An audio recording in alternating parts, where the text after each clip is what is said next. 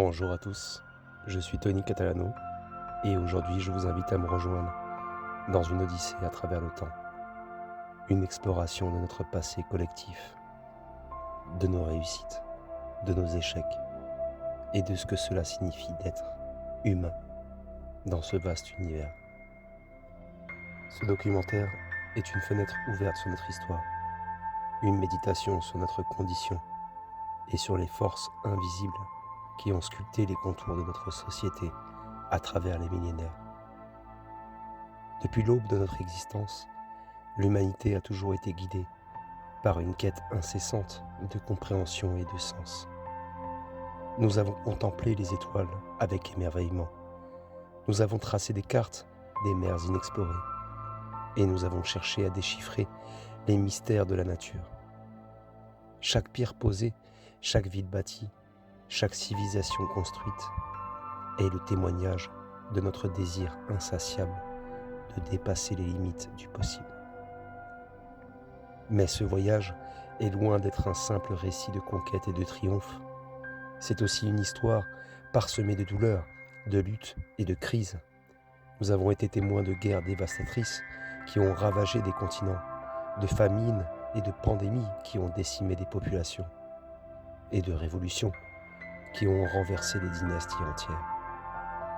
Chaque chapitre de notre histoire est empreint de dualité dans notre nature, capable du meilleur comme du pire. En plongeant dans les profondeurs de notre passé, nous découvrons des thèmes récurrents qui résonnent à travers les âges.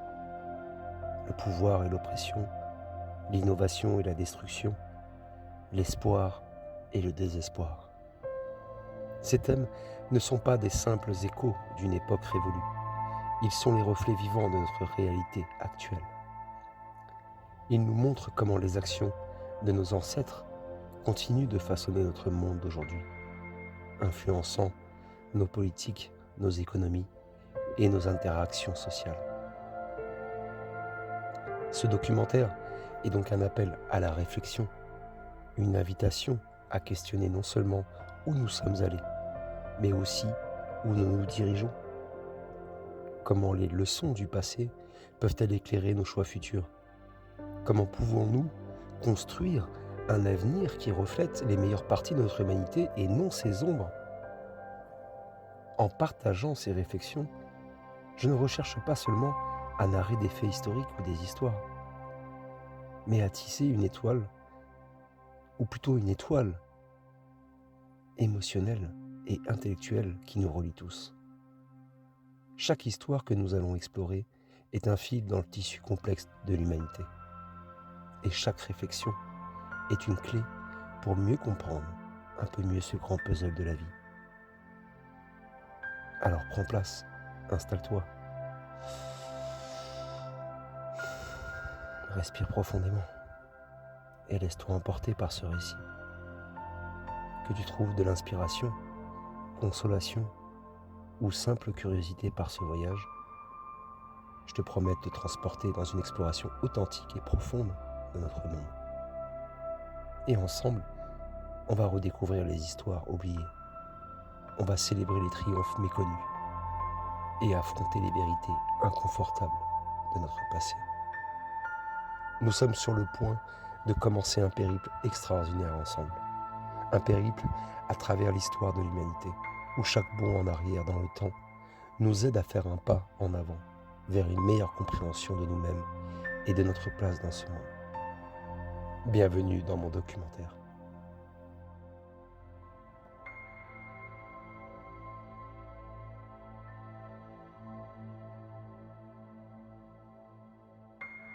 À l'aube de notre existence, imaginez un monde encore intact, une toile vierge sur laquelle les premiers hommes allaient bientôt prendre leur destinée. C'est dans ce berceau de l'humanité que nos ancêtres ont façonné leurs premiers outils avec des pierres trouvées au sol. Simples mais révolutionnaires. Ces outils tranchants ont ouvert les portes à de nouvelles façons de vivre, de la chasse à la survie face aux bêtes féroces qui parcouraient les plaines sauvages. Avec ces outils, nos ancêtres ont commencé à interagir de manière plus complexe avec leur environnement. Ils ont appris à maîtriser le feu, ce mystérieux pouvoir qui réchauffait leurs nuits et leur forgeait des armes. Le feu n'était pas seulement un moyen de survie, il était un symbole de leur emprise croissante sur le monde naturel. Autour de ces premiers feux, les premières histoires ont été contées, tissant les liens de ce qui deviendrait nos cultures et nos sociétés. Guidés par les étoiles, nos ancêtres ont entrepris de grandes migrations. Armés de courage et poussés par la nécessité, ils ont traversé des montagnes escarpées, des déserts implacables et des vastes océans. Chaque nouveau territoire découvert était un monde en soi, un ensemble de mystères et de merveilles à dévoiler. Ces voyages n'étaient pas de simples déplacements, ils étaient des quêtes de ressources, des explorations de territoires inconnus qu'ils allaient façonner avec la géographie humaine de notre planète. Mais l'expansion de l'humanité à travers le globe n'était pas dénuée de défis. La rencontre de différents groupes a souvent conduit à des confrontations. Les premiers conflits pourraient avoir éclaté pour une chasse, un point d'eau ou simplement pour le droit de résider dans un lieu béni par la nature. Ces affrontements étaient les prémices de la guerre, un concept qui allait se complexifier avec le temps. L'histoire de l'humanité est aussi l'histoire de la coopération. Nos ancêtres ont appris à s'unir pour construire, chasser et défendre leur communauté. Les premières sociétés structurées ont vu le jour marquant le début de l'organisation sociale et politique. Des leaders émergent, guident leur peuple à travers les difficultés et souvent sanctifiés par leur capacité à résoudre les conflits ou à apporter la prospérité. Cependant, avec la société est venue la stratification. Les premières élites ont monopolisé les ressources, créant des disparités qui sont à l'origine des premières véritables jalousies entre les hommes. Ces tensions ont souvent dégénéré en lutte de pouvoir, où la force et la ruse déterminaient qui gouvernait et qui suivrait. Ces dynamiques de pouvoir sont à l'origine des premières grandes civilisations, mais aussi des premières grandes injustices. Nos ancêtres ont façonné le monde avec les matériaux à leur disposition, mais ils ont aussi été façonnés par les défis qu'ils ont rencontrés. Chaque outil inventé, chaque frontière franchie et chaque conflit surmonté a contribué à former l'humanité telle que nous la connaissons aujourd'hui. Mais ces victoires étaient souvent teintées de douleur et de sacrifice.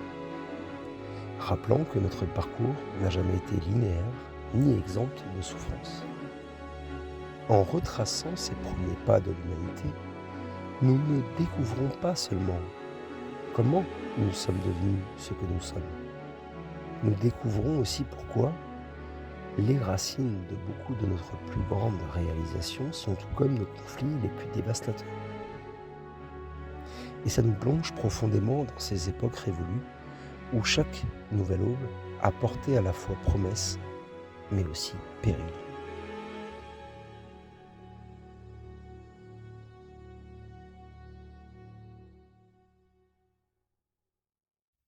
Je vous invite à continuer ce voyage alors que nous explorons une période cruciale de notre histoire, où les premiers villages s'épanouissaient en cités grandioses. Imaginez un monde où l'homme commence à se sédentariser, transformant la vaste étendue sauvage en champs ordonnés.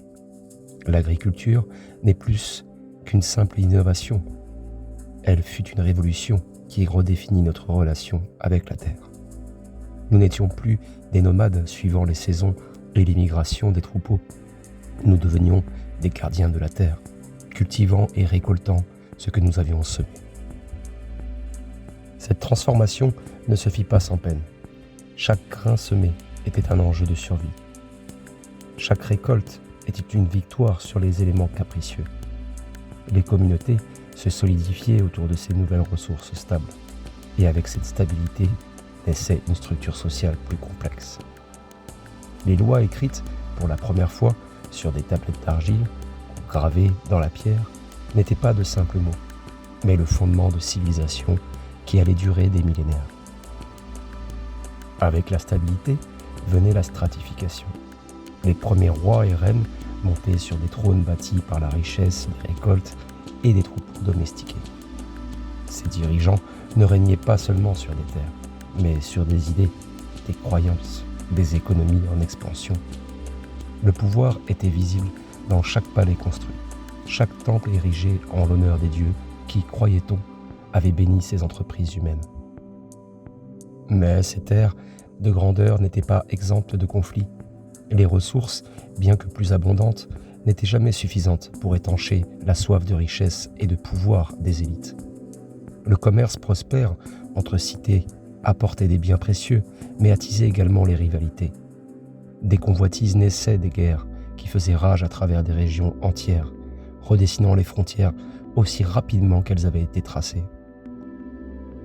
Dans les marchés animés des cités, les échanges de biens se doublaient d'échanges de savoir et d'idées.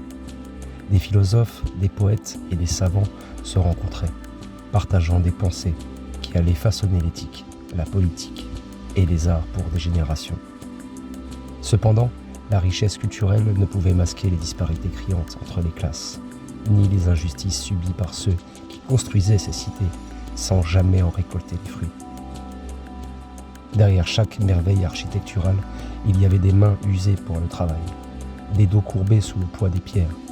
Ces bâtisseurs, souvent oubliés par l'histoire, étaient les véritables fondations sur lesquelles les empires avaient érigé leur labeur, leur sueur et parfois même leur sang étaient imbriqués dans les mortiers des murs, des citadelles et des temples.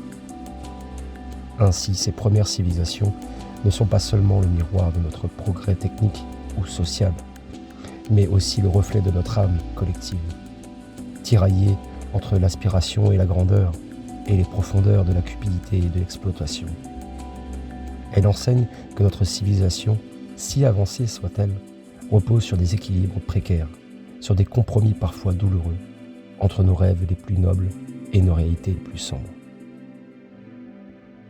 Cette partie de notre histoire, riche et complexe, révèle la dualité de notre nature humaine, un équilibre fragile entre l'innovation et la tradition, entre le pouvoir et le peuple, un équilibre qui continue de définir le cours de notre histoire.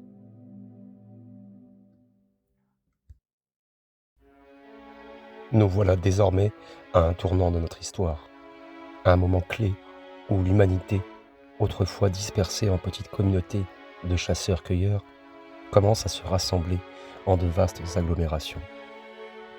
Cette transition vers des sociétés agraires marque le début d'une ère de sédentarisation et d'innovation.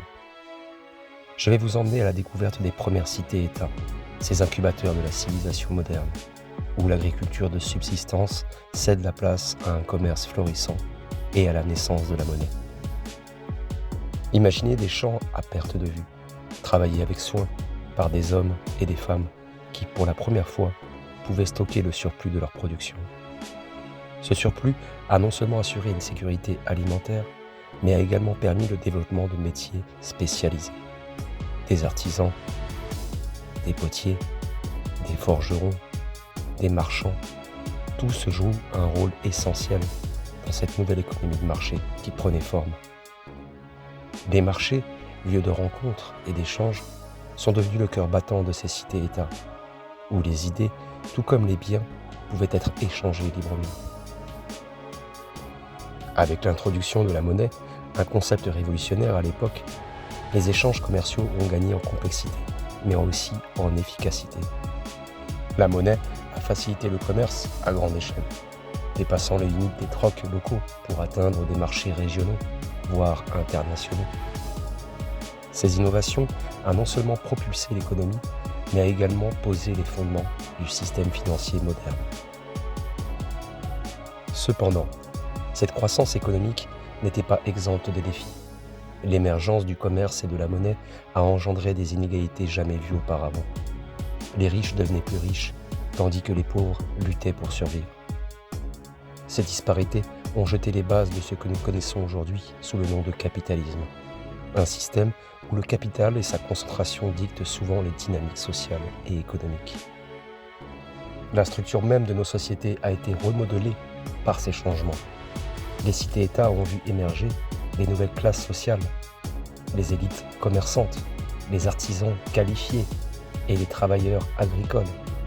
Chaque classe jouait un rôle distinct, mais tous étaient interdépendants, formant un réseau complexe de relations économiques et sociales. Dans cette évolution, nous observons également les prémices des problèmes économiques contemporains. La spéculation, les crises financières et même les manipulations de marché ont leurs racines dans ces premières interactions économiques. Les leçons tirées de cette époque sont précieuses. Elles nous enseignent comment les innovations économiques peuvent transformer les sociétés, mais aussi comment elles peuvent perpétuer des cycles de prospérité et de récession.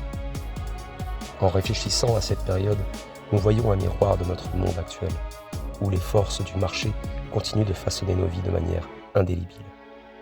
Cette section de notre histoire n'est pas seulement un retour sur notre passé économique, c'est aussi une exploration de comment nos structures sociales et économiques ont évolué et continuent d'influencer notre quotidien.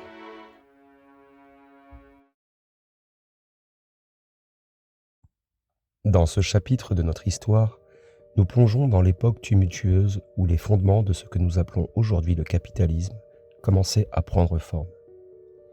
Je suis Tony Catalano et je vais vous guider à travers les méandres de cette transformation où la monnaie, instrument de liberté économique pour certains, devint aussi un outil de domination pour d'autres.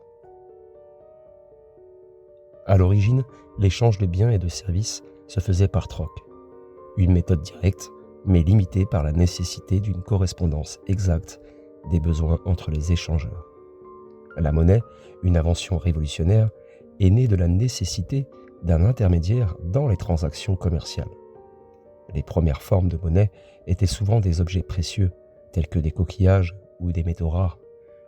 Mais c'est avec l'introduction des pièces frappées que la monnaie comme nous la concevons aujourd'hui a véritablement vu le jour. Les orfèvres jouent un rôle crucial dans cette ère, furent parmi les premiers à influencer le développement économique. Experts dans le travail des métaux précieux, ils ont rapidement compris que leur capacité à stocker, à sécuriser et à manipuler l'or et l'argent leur conférait un pouvoir économique considérable. Ils devinrent les premiers banquiers, acceptant des dépôts d'or et émettant en retour des reçus papier qui circulaient comme une forme primitive de monnaie papier. Ce système posa les bases de la banque moderne et de la création monétaire. Cependant, avec ce nouveau système vinrent de nouvelles opportunités de manigance et de subterfuge. Les orfèvres découvrirent qu'ils pouvaient émettre plus de reçus que l'or qu'ils détenaient réellement, pariant sur le fait que tous les détenteurs de reçus ne viendraient pas réclamer leur or en même temps. Cette pratique, précurseur de la réserve fractionnaire, a permis aux orfèvres de prêter cet or fantôme et d'en tirer des intérêts, augmentant ainsi leur richesse et leur influence. Mais cette création de monnaie, à partir de rien, n'était pas sans risque. Elle a mené à des crises de confiance, des faillites et des récessions lorsque la réalité de la surémission était découverte. Les populations qui souffraient des conséquences de ces pratiques commençaient à remettre en question la légitimité et la moralité de telles manipulations économiques. Ces pratiques ont également alimenté un fossé grandissant entre les riches, qui avaient accès à ces nouvelles formes de monnaie, et les pauvres qui restaient ancrés dans une économie de troc ou dépendaient des salaires fixes. Insuffisant pour suivre l'inflation des prix due à l'augmentation de la monnaie en circulation. Le capitalisme naissant avec ses dynamiques de pouvoir et de profit commençait ainsi à sculpter des structures sociales et économiques qui favorisaient l'accumulation de richesses au sommet, souvent au détriment de la base. Dans cette section de notre histoire, nous observons non seulement l'ingéniosité humaine et le progrès technique, mais aussi comment ces avancées ont été utilisées pour consolider le pouvoir et la richesse dans les mains de quelques-uns. Et cela pose, voyez-vous, une question persistante à travers les âges. Jusqu'à quel point les innovations économiques peuvent-elles être considérées comme des progrès si elles engendrent également des inégalités et des souffrances. En tant que narrateur de ce récit, je vous invite à réfléchir sur ces dynamiques et à considérer comment elles continuent de façonner notre monde moderne. Ces leçons du passé sont essentielles pour comprendre les défis actuels de notre économie mondialisée.